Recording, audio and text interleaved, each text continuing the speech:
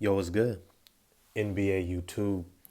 It's your man 100 grand Ross with the Rock never stops. And what can I tell you? When your boy is right, your boy is right.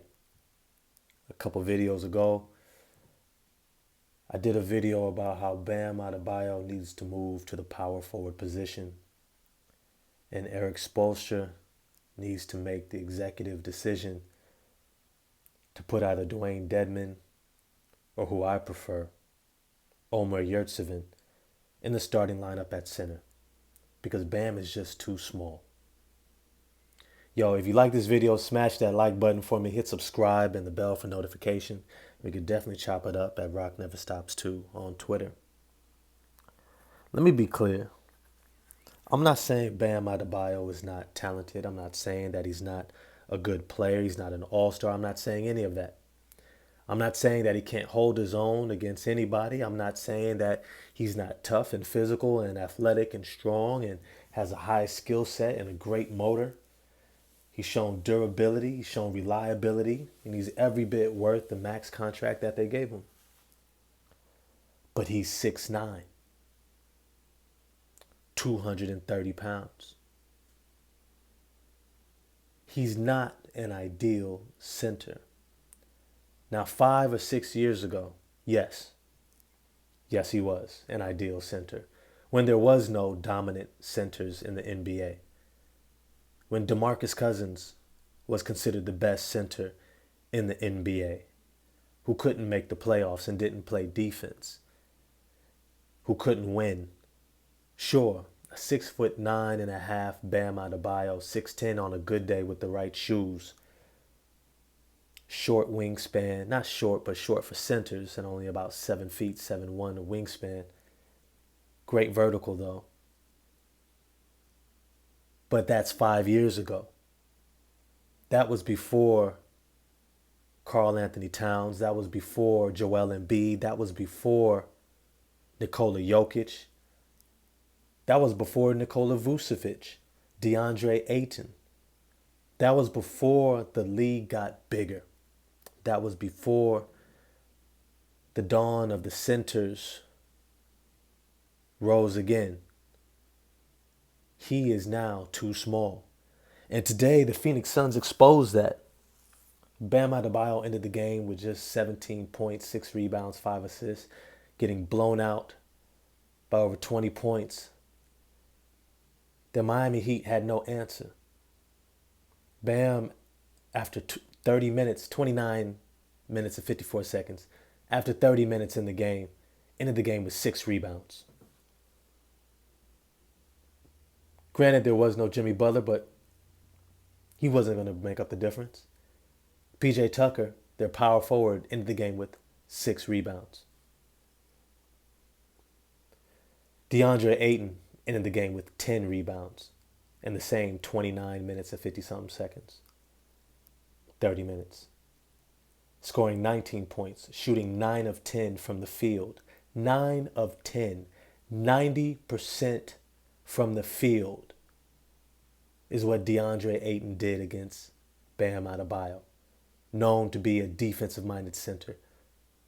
Known to be NBA all-defensive team. Made his mark in the NBA on the defensive end. Let DeAndre Ayton shoot 90%. JaVale McGee, he didn't shoot as well from the field because we all know he's not necessarily an offensive big like that. But he grabbed 15 rebounds. 15. That's 25 rebounds between the two of them versus the 12 that came between Bam Adebayo and PJ Tucker. Not to mention Jay Crowder, who started off at power forward, who had 5 rebounds. It's time that the Miami Heat make this shift.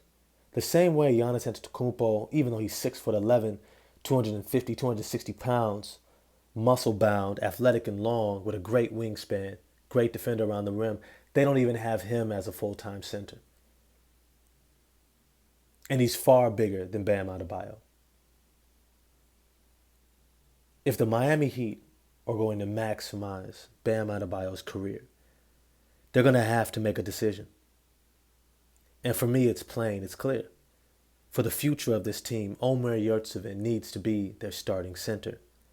Putting Bam Adebayo at power forward. PJ Tucker goes to the bench. Dwayne Dedmon becomes the backup center.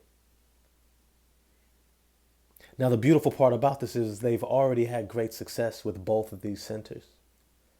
Omer Yurtseven has shown the ability not just to be a rebounding machine, but at a legit 7 feet, can finish around the rim, catch lobs, great roll threat, and has shown the touch to be able to pop.